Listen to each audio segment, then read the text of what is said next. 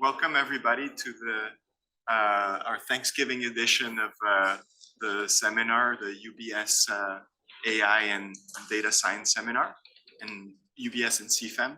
So I'm very happy to have Thomas Lee, who will be talking about, Thomas Lee did a Ph.D. at Courant at NYU, and he graduated about 4 years ago, and his PhD was in stochastic control, and he attacked the problem of liquidity provision in decentralized cryptocurrencies, and so he's taking a control approach to this, as well as an empirical approach, and hopefully we'll all learn a little bit about how cryptocurrencies work and how what yield farming means. So thank you for coming. Yes, thank you very much to CFEM. Okay.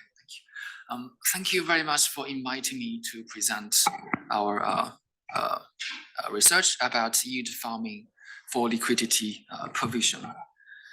So this is the roadmap for today's presentation. First, I'm going to talk about some general and important concepts in the yield farming for liquidity provision. Then I will talk about the stochastic control model for the yield farming. Then I will present some numerical experiments and testing model implications. And finally, I will conclude. So, yes. Right, okay, so the decentralized finance is a fast growing emerging financial technology that aims to open new avenues for investment by removing intermediaries in security transactions. So decentralized finance utilizes smart contract, which is basically computer programs, to create protocols that replicate existing financial services in a more open, interpretable, and transparent way. Now, yield farming is a passive decentralized finance investment strategy. It provides access to many who need financial services, but whom traditional finance leaves behind. It provides users with inflationary or contract-funded rewards for staking capital or utilizing a protocol, which are then payable in the same underlying assets the user holds. Any user can participate staking amount of any size, regardless of how small, and receiving a proportional reward. So this article focuses on yield farming for liquidity provision, which is the practice of depositing tokens into a liquidity pool on a decentralized exchange. As a reward, liquidity provider receive a share of the trading fees paid by the trader who utilized the pool, or the liquidity taker utilized the pool. In contrast to traditional finance, yield farming is different from traditional liquidity provision because it occurs in the absence of a central market maker. So this is a picture showing the high-level overview about the liquidity provision in the yield farming sense. So as you can see on the left, it is the liquidity provider, which deposits tokens. It is called staking into a liquidity pool. A liquidity pool transactions are recorded and maintained on a blockchain. And the liquidity providers deposits adhere to the terms of a smart contract. So each time the liquidity provider interacts with the blockchain, he needs to pay a transaction cost as a gas fee. And on the right, you can see this is the liquidity taker. So if liquidity taker enters the liquidity pool, he can buy and sell tokens by swapping them in the pool according to a price given by an automated market maker utilizing a transparent algorithmic pricing rule. Swiping tokens incurs a trading fee as well. And in exchange for providing liquidity, the yield farmer or the liquidity provider earns share of these trading fees. Thus, cryptocurrency saving can be utilized to passively generate yield, and hence liquidity provision is somewhat similar to earning interest in a bank account, with the main difference being that yield farming is a high-risk high reward venture. In addition, the yield farming can be viewed as a way to increase the return on existing cryptocurrency holdings. So we have these 4 contributions in this paper to the category of yield farming in liquidity provision. So we differentiate yield farming by liquidity provision from the traditional finance. We investigate yield farming by incorporating all its relevant and particular features into a trackable mathematical framework. Empirically, we quantify returns, risks, gas fees utilizing on-chain data from the 2 major decentralized exchanges, Curve and Uniswap. And lastly, to shed light on the economic mechanism and trade-offs, we characterize optimal liquidity provider behavior through the lens of our model after calibrating to the data. So let me start by introducing some important concepts that will be used for the mathematical modeling. The first one is the liquidity provision. So in decentralized finance, once the tokens are staked into the liquidity pool, the liquidity provider receives his share of the trading fees, which is the reward, quoted as the annual percentage rate. The liquidity provider has a choice of whether or not to compound his earned fees, which increases his share of the pool and hence will increase his expected future earnings.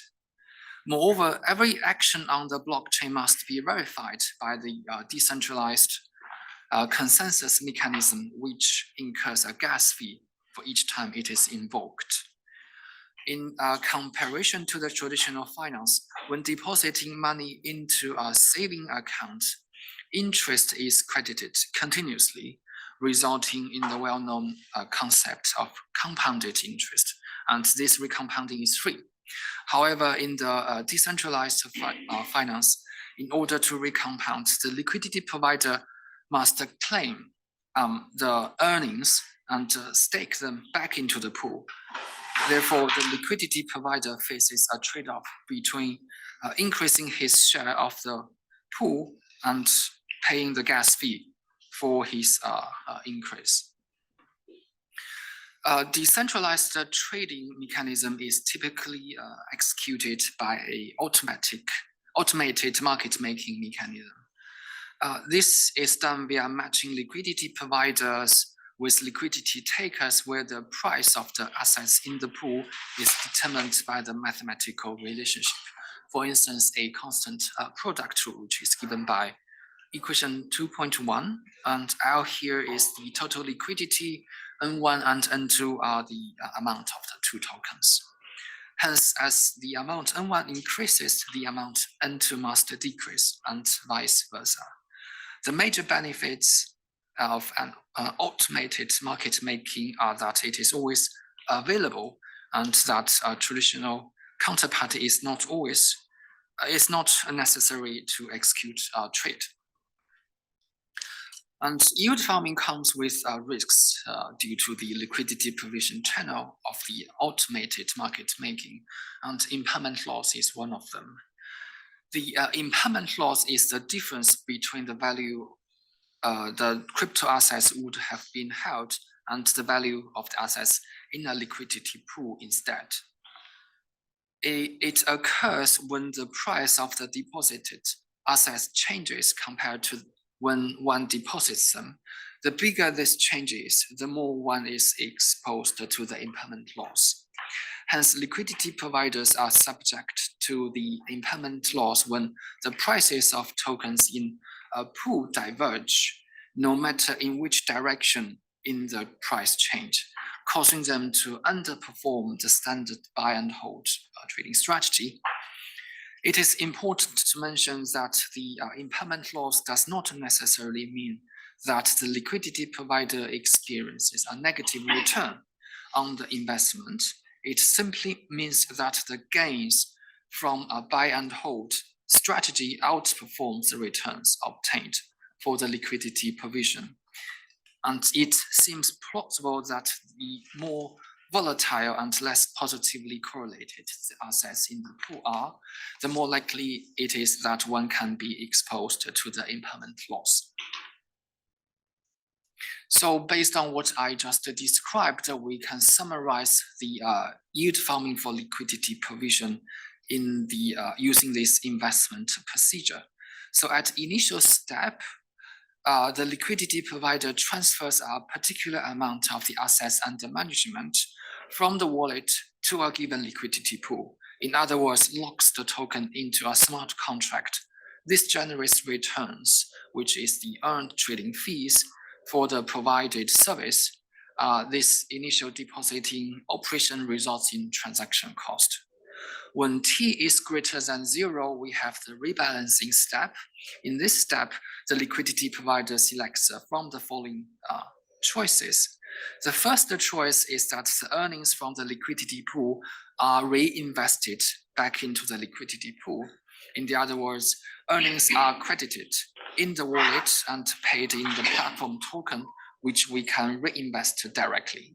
It is important to mention that earnings are not reinvested automatically. We call these the operation of reinvesting earnings into the liquidity pool recompounding. And this operation results in transaction costs as well. And the other choice, obviously, is that take no actions, which results in no transaction costs. Because of these different activities for the liquidity provider, therefore we face a trade-off.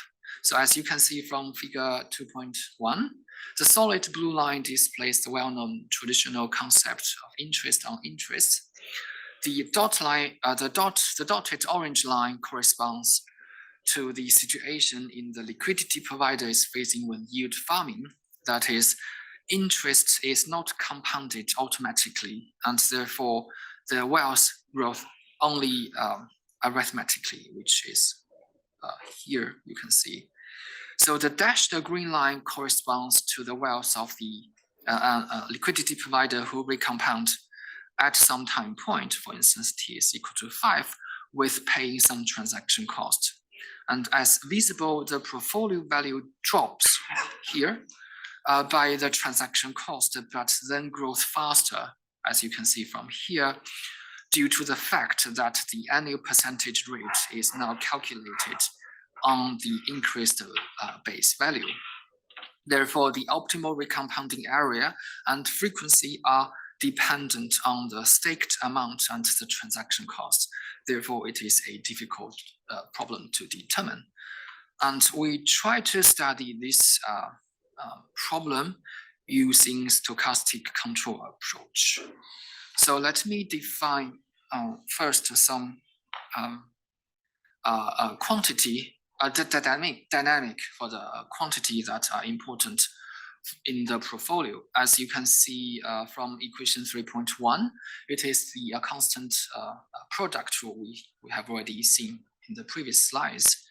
And we can derive the relative price of token given by 3.2. And based on these two equations, we can derive the expressions for the amount of the token in the liquidity pool. Yes. Quick question, are these real reserves or is this virtual reserves? If we're talking about Uniswap V3. No, this we are using the V2 model here. So the V3 is still under developing. So okay. Right, and we can see that the amount for the tokens is a function of the total liquidity and the relative price. And we make this assumption. So the relative token price in the liquidity pool, which is on the left, right, is equal to the ratio of the market price of the token, which is on the left. So the rationale for the equation 3.4 is that if it were not true, then the arbitrager would enter the liquidity pool and exploit the price discrepancy until it would correct itself. Thus, the arbitrager will ensure that the ratio of NT1 to NT2 in the pool maintains a relative price equal to the relative price of the greater market external of the pool. We assume the prices of the tokens follow geometric Brownian motion, and the two standard Brownian motions are correlated. We can then use the Ito formula to derive the SDE for the relative price, and using this ansatz to solve and get a expression for the relative price. We can also derive the equations for the amount of the tokens, and then by using Ito formula, we can derive the SDs for the amount of the tokens in the pool. So we should assume that both tokens are risky. Not. Yes. If one of the tokens were US dollars, then the volatility would be zero and the U would be zero. No, actually, we didn't make that assumption. So, but indeed, for simplicity, we assume that the mu for the two P's, the prices here are zero. Just we keep the Brownian term, the diffusion term. Right. So because the impermanent loss is the key risk in our setting, therefore we need to find a mathematical definition for the impermanent loss. As we know that it is the value of a position in staked tokens minus the value of a unstaked position that initially had the equivalent value as the staked position.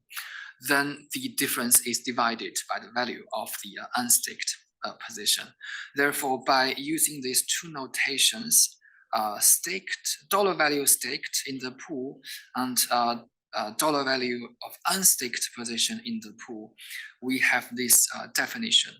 As you can see here, it is the difference of these two quantity divided by the value of the unstaked position. And using the amount and price, we can expand this quotient using these terms.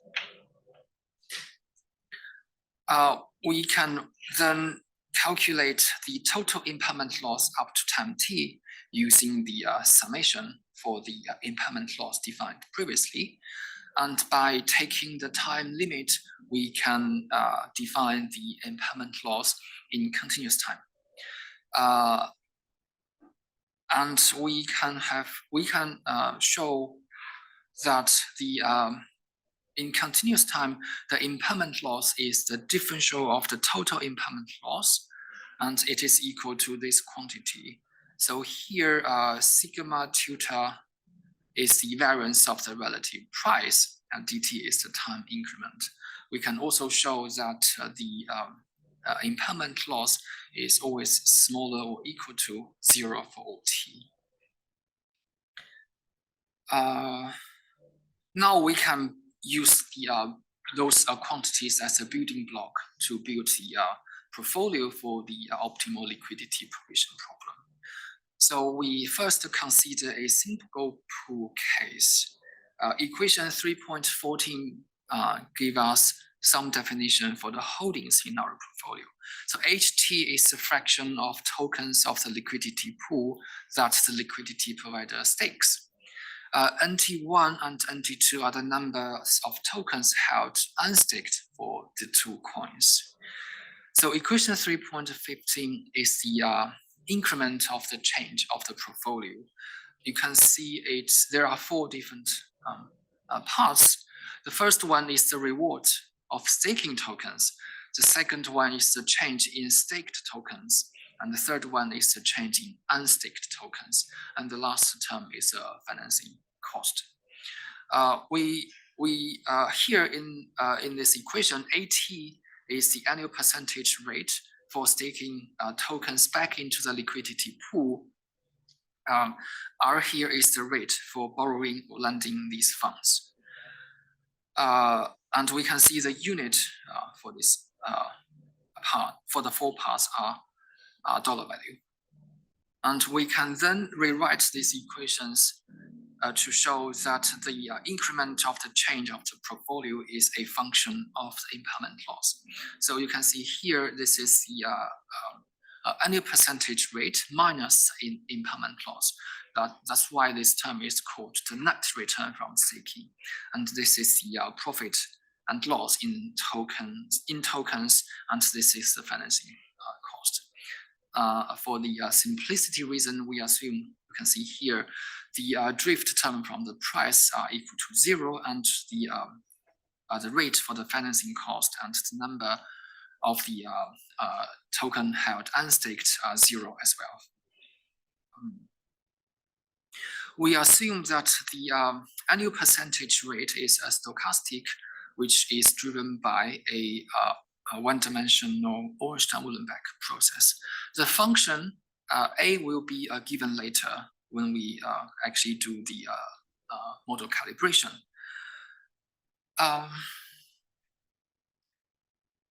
Using those equations or SDs we defined before, we can derive this equation 3.18 for the increment of the change of the portfolio. As you can see from this equation, we haven't considered the transaction cost yet. Therefore, we need to do it. So we can see that the portfolio basically contains two parts. One is the KT, the other one is the ST. So KT denotes the dollar value held unstaked in the wallet, and it collects the reward from staking. ST is the dollar value staked in the pool, and it takes the impermanent loss part. Therefore, if there are transaction costs in the movement of tokens between the wallet and the liquidity pool, involves control variable omega t and nu t with the following pair of differentials for changes in the k and s. So omega t here is the represents at each time the amount of the rewarded token that is recompounded back into the liquidity pool, and the control variable nu here represents the amount of the token that is taken out from the liquidity pool. Therefore, from the equation 3.20, we can see that for the wallet, the change of the increment of the wallet is determined by these three different terms: the reward and the amount that is recompounded back into the liquidity pool, and the amount withdrawn from the liquidity pool. Therefore, we can also see that the increment of the staking account interact with the wallet through the control variable in the way that I just presented. And because of these two different activities, it creates the transaction cost. So here, 1 is the indicator function. C is a constant transaction cost.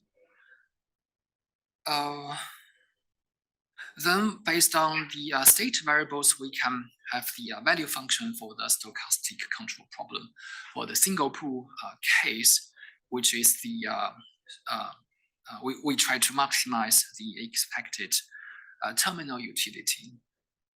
We take the utility function to be the mixture of the power utilities of the wallet and staked amount. The gammas are the risk tolerance coefficients, and eta here is just a scaling factor. We can then derive the HJB equation, which is given by 3.24. And in the Hamiltonian in this equation, it is linear with respect to the control variables, which leads to the optimal controls being of a bound type, which is given by 3.25. The fact that the controls are of a bound type is in line with the intuition. If the liquidity provider faces a fixed transaction cost C, and it is optimal to either recompound into the staking account by taking out from the wallet, or to unstake from the staking account and deposit into the wallet, then it is optimal to recompound or unstake the largest amount possible, respectively. we assume the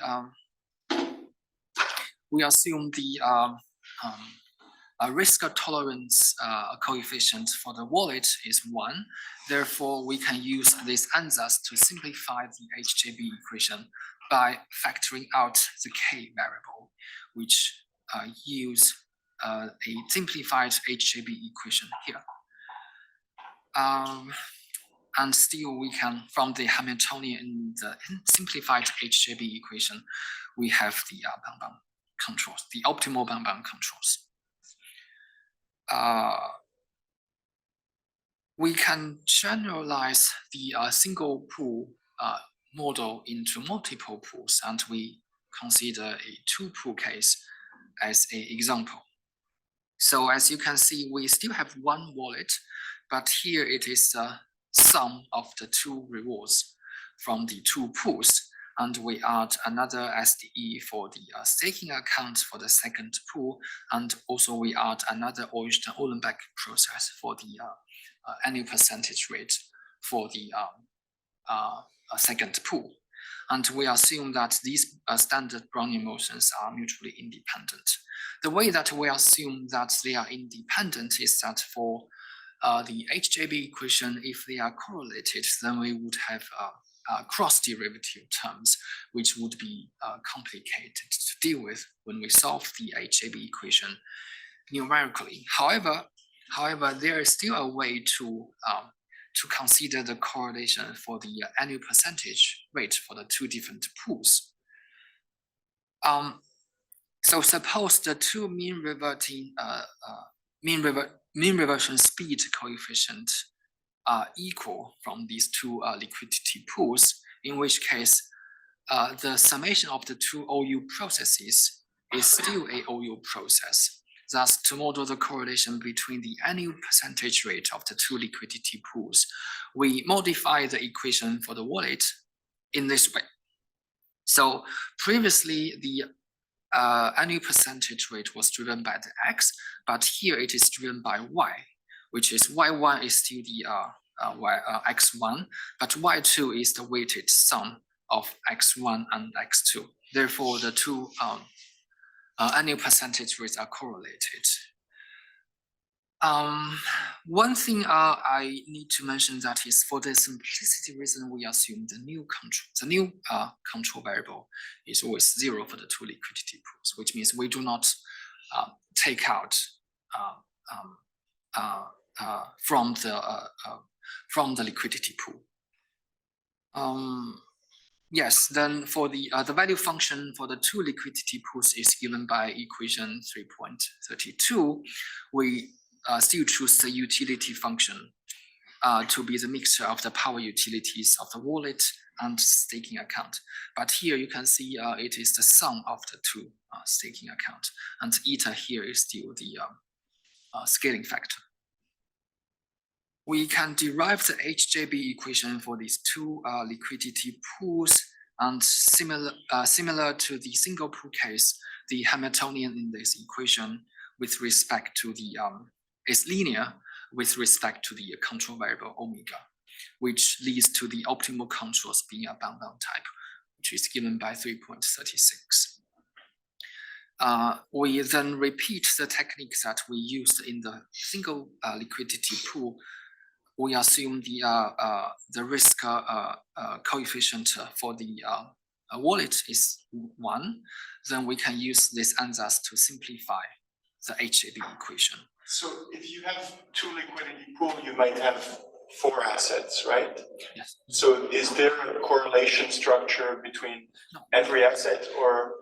No, we assume, we assume these Brownian motions are mutually independent. There isn't any correlation between the prices. There is only one correlation we consider is that the correlation between the annual percentage rates from the 2 pools. But in this way, because we want to avoid the cross derivative term in the HJB equation. Yeah. Right, so using this ansatz, we can simplify the HJB equation, which yields to this one. One thing is I forgot to mention is that we calculate the transaction cost using this transaction cost coefficient. So W bar here is just the upper bound of the control variable. And yes, so because of the linearity for the with respect to the control variable in the HJB equation, we can get the optimal bound-bound control, which is given by equation 3.40 here. So here we only have the omega, as I mentioned. We assume the nu is 0 for the two pools case. Right, okay, so let's see some examples. We solve the HJB equation by using finite difference approach. So this is the discretized computational domain, and we consider the Neumann boundary condition. So this is the finite difference scheme. And this is the control variable. So in each time loop, we update the control variable using 4.4 to get the optimal control. So this is the algorithm that we implement using Python language. As you can see here, in each time loop, we update using the previous equation that I just showed. So we consider first the single curve pool, but because it is a single pool, therefore we create an artificial liquidity pool, which we denote as a curve bar, where we simply average the quantities such as the transaction costs, risks, and annual percentage rates of the 6 individual pools from the curve website. The time series is from December 2021 to December 2022. And these are the results for the parameter estimation. And we assume that the risk tolerance coefficient for the staking account is 0.8. The scaling factor is 4.95. We set the upper bound for the two control variables, omega and nu, because it's a single pool, so we do have the second control variable, to be 3,000, and the transaction cost is $10 US. And we also set the boundaries for the discretized computational domain. For instance, we can see we consider a 3-year investment process, and also we set the size of the mesh. So we can see this plot. So there are 3 different colors or 3 different regions. The first one is red, which is we recompound, but we do not withdraw. And the second one is gray, which means we do not recompound, we do not withdraw. And the third one is blue, which means we do not recompound, but we withdraw from the liquidity pool. So we can see when time is very small, which means we just started the process, the liquidity provide a recompound for any given annual percentage rate. And as we can see, when time increase, the recompounding area shrinks. And we can also see that the area for withdrawing is increases when time close to the when time increases. So intuitively, the reason is that the transaction cost for recompounding outweighs the utility of future reward earned from the increasing the staked amount. So near terminal time t, for any annual percentage rate, recompounding will not be optimal. The behavior, as you can see from the plot, for the withdrawal is just a complementary for the recompounding activity. To gain a sense of how transaction cost affects yield farming investment, process, we compute controls for different levels of transaction costs. So as you can see, this is the optimal recompounding strategy at a given time, which is t is equal to 1.5, which is like the halfway of the investment. For different transaction costs, we calculated the transactions cost from $1 to $25. As you can see here, both of the recompounding and withdrawing area shrink when the transaction cost increases from small value to large value. So this is also in line with intuition. Higher transaction costs reduce the future rewards from staking, thereby making recompounding less frequent. So for instance, in this very last subplot, the transaction cost is $25. Therefore, it needs a large compensation from the annual percentage rate, which is greater than 10%. Right, so this is the results. And in the paper, we also provide numerical experiments for the Uniswap and a single Uniswap and two Uniswap pools. We also do the sensitivity analysis for the different risk aversion coefficient, transaction cost, and APRs. And the results for the single Uniswap pool and the two Uniswap pool in line with intuition as well. Right, okay, now let's talk about testing model implications. So the main insights of model and the numerical calibration show that for the liquidity provider, it is optimal to recompound bang, and that the recompounding area are increasing in the pool's annual percentage rate and decreasing in the gas fees. We therefore test the following three hypotheses utilizing the transactions from Uniswap. So the liquidity providers recompound by applying the bang policy, provide more liquidity when annual percentage rates are larger, provide more liquidity when gas fees are lower. We focus only on the liquidity withdrawals events with zero liquidity withdrawal in both base and quote assets, as liquidity taker utilize them solely to collect fees without altering their liquidity position. We call these events collects. We then investigate for each wallet in the respective pool the actions surrounding the collect by aggregating the liquidity withdrawals and liquidity deposits USD amounts separately. The recompounding ratio for each event is defined by as the total liquidity withdrawn amount divided by the total liquidity deposited amount.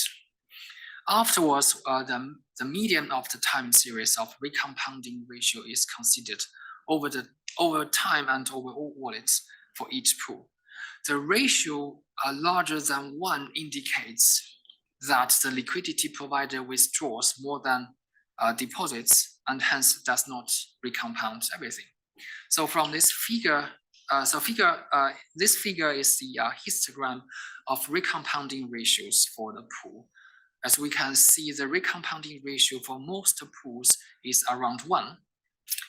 Hence, the amount of the liquidity withdrawals equals the amounts for liquidity deposits. For some pools, the median recompounding ratio also displays lower value, for instance, 0.5 or 0.6, which indicates that there is a larger withdrawal than the deposit, which points to take profit from the liquidity provider. We also investigate the liquidity provision behavior, which is proxed by liquidity deposits for different states of the pool's annual percentage rates. We investigate for each wallet in the respective pool the liquidity deposits conditioned on the pool's annual percentage rate quartiles, where we average the number of the liquidity deposits for each annual percentage rate state for each wallet within each pool. We can see from the plot, there is an increasing relationship between the average amounts of the liquidity deposits and the annual percentage rate state. A higher annual percentage rate is associated with more liquidity deposit. The average liquidity provider deposits 50% more frequently when the annual percentage rate state is high as compared to the low state annual percentage rate. Lastly, we investigate the liquidity provision behavior for different states of the gas fees, which is proxied by the Ethereum price.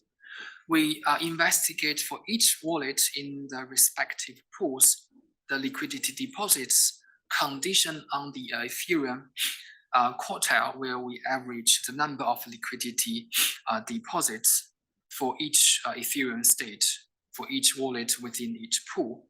We can see from this plot that there is a decreasing relationship between the average amounts of the liquidity deposits and gas fees.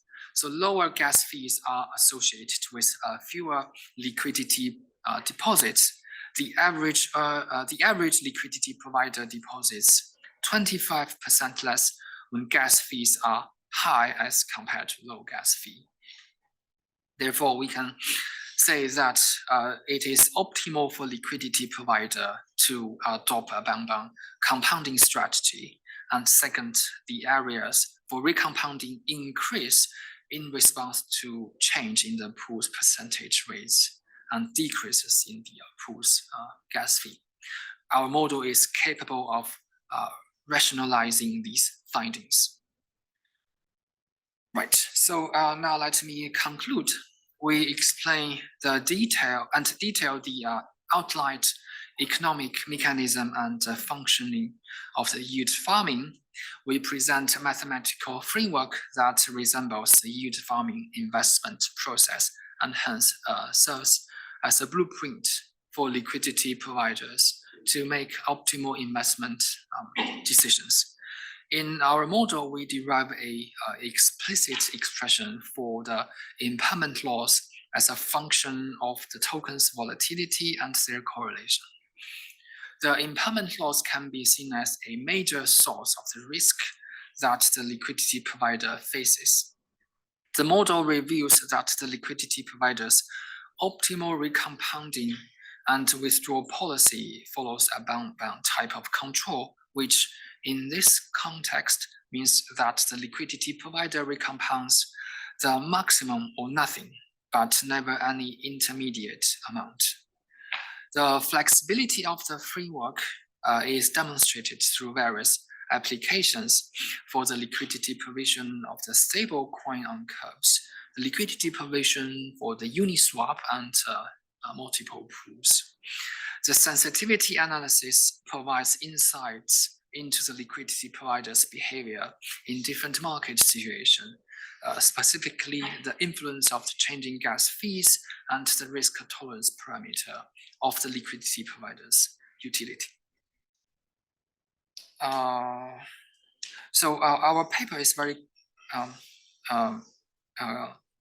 close to this one, which also talks about the liquidity staking for in cryptocurrency. And our impermanent laws, we can compare our definition for the impermanent laws is equivalent to this paper as well. Right, thank you very much. Okay, Thank you. Any questions from our crypto friends here? So I've noticed this term minus sigma squared over 8, and I have seen it in other presentations. So I think it's quite an accepted calculation. But can you comment a little bit on the interplay between the A and the sigma squared over 8? And do you think that usually that it's difficult to estimate when one term is bigger than the other, and because when A is bigger, I want to be in the pool, and when A is smaller than sigma squared over 8, I just want to take out all my money, right? Do you know if A of X is bigger than sigma squared over 8 for most From practice?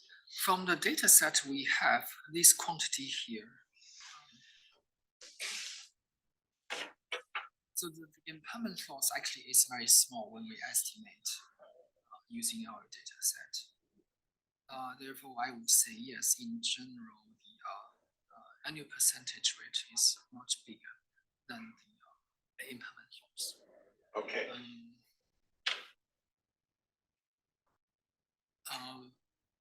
As for whether it would affect the optimal recompounding strategy, I would say that from this plot we can see. Okay, I haven't. But in general, when we have a large annual percentage rate, we can see that we usually recompound, because when we calculate the difference between the annual percentage rate and the impermanent loss, the value is quite large. Therefore, basically, I would say it is dominated by the annual percentage rate. And we have a question from online. The question is, can you please share some thoughts on how to hedge impermanent loss? Does your model also apply to constant sum formula? I guess it's two questions. The first question is, how can you hedge impermanent loss? Right. Actually, this is the paper that we are working on. So we are trying to use the options based on the cryptocurrency to somehow hedge the impermanent loss. The second question is... Yeah, the second question is, so your answer is options, using options. Yes. And does your model also apply to constant sum formula instead of constant product? Oh, you mean the okay. I would say we can still derive a control problem using the constant sum product rule, because as you can see here, the portfolio only contains where is it? Yes, you can see this is how we define the portfolio. Therefore, it doesn't really affected by how you define the constant product rule, because even for different constant product rule, we can still derive the SDEs for the amount and the price. Therefore, I would say yes, you can find a different control problem for different constant product. So, in what part of your derivation was the constant product rule used? So here we assume that this is the constant product rule, and then the amount is given by this function, which is a function of the constant product rule and the relative price. Therefore, based on this assumption, we can eventually derive these equations for the amount. So I would say for different rule, some rule, we just would have a different function for this one. All right, and any other questions? Yes, so when you were talking about the controller, you said that you're setting up the upper boundary to be 300. Why are you doing this, and how often does the model approach the 300 boundary? The one second.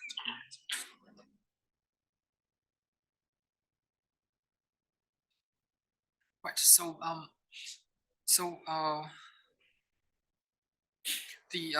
the way that we set the boundary is that we use this equation to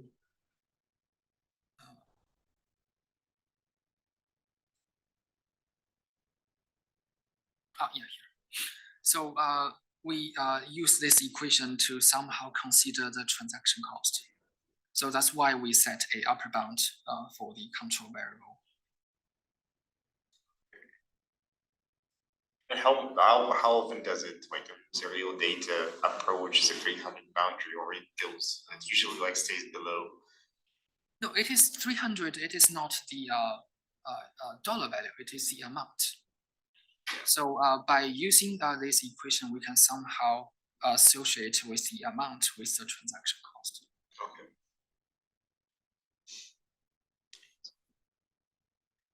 All right, and we have one more question. I'm not sure I understand maybe. Can you talk more about historical APR or expected APR? The return figures for non-recompounding.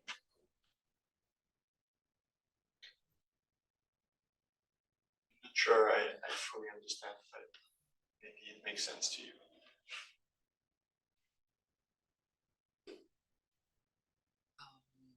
I'm not sure I understand the question completely, but what I can say about the annual percentage rate is that here we so here we assume that the APR is driven by a one-dimensional Ornstein-Uhlenbeck process. It is a simplified assumption. And you can see that in, for instance, this paper, they assume in a different way.